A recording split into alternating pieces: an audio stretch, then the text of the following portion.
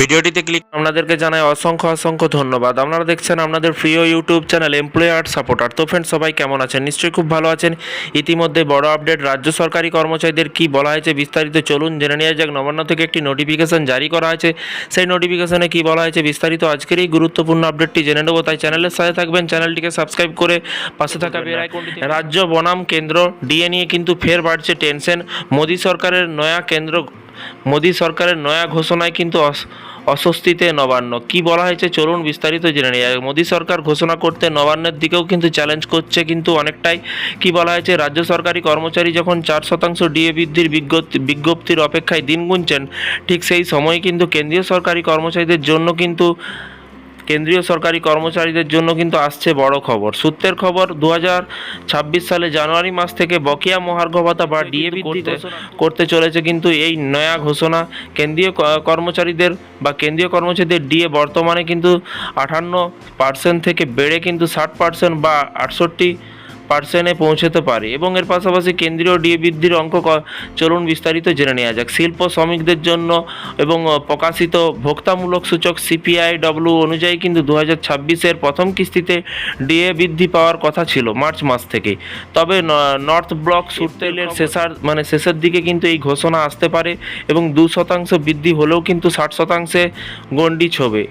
আর এটি কিন্তু জানুয়ারি থেকেই কিন্তু কার্যকর হবে বলে কিন্তু মনে করা হচ্ছে, অর্থাৎ কর্মীরা 3 মাসের এরিয়ার টাকা কিন্তু একসাথে পাবেন। এবং রাজ্য সরকারি কর্মচারীদের ক্ষোভ, এখানে বলে অন্যদিকে পশ্চিমবঙ্গ সরকার গত ফেব্রুয়ারিতে 4% ডিএ বৃদ্ধির কথা ঘোষণা করলেও এপ্রিলের মাঝামাঝি পর্যন্ত তারা কিন্তু কোনো সরকারি বিজ্ঞপ্তি জারি না হয় কিন্তু ক্ষোভ বাড়ছে রাজ্যের সরকারি কর্মচারীদের মধ্যে। কিন্তু দীর্ঘদিন ধরে চলছে আইনি জট এবং আন্দোলনের রেস এখনও কিন্তু কাটেনি এবং ভোটের ময়দানেও কিন্তু ডিএ অস্ত্র।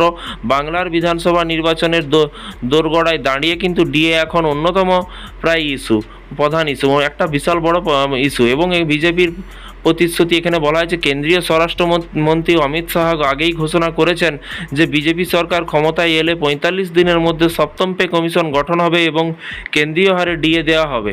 এবার রাজ্যের অবস্থা, মুখ্যমন্ত্রী মমতা বন্দ্যোপাধ্যায় গত 15ই মার্চ 2026-এ জানিয়েছে যে রোপা 2009-এর বকেয়া ডিএর কিস্তি মেটানো শুরু হবে এবং তবে কেন্দ্রের এই নয়া বৃদ্ধির সম্ভাবনা রাজ্যের ওপর বাড়তি আর্থিক ও রাজনৈতিক চাপ কিন্তু তৈরি করবে বলে কিন্তু মনে করছে বিশেষজ্ঞরা। চলুন, এখানে পুরো ভাগ করে দেওয়া আছে, দেখতে পাচ্ছেন বিভাগ।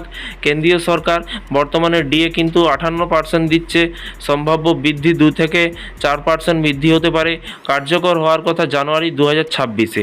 রাজ্য সরকার 10-14% এবং 4% বিজ্ঞপ্তি বাকি আছে এবং মে মাসে সম্ভাব্য দেবে, এরকমটাই কিন্তু মনে করা হচ্ছে।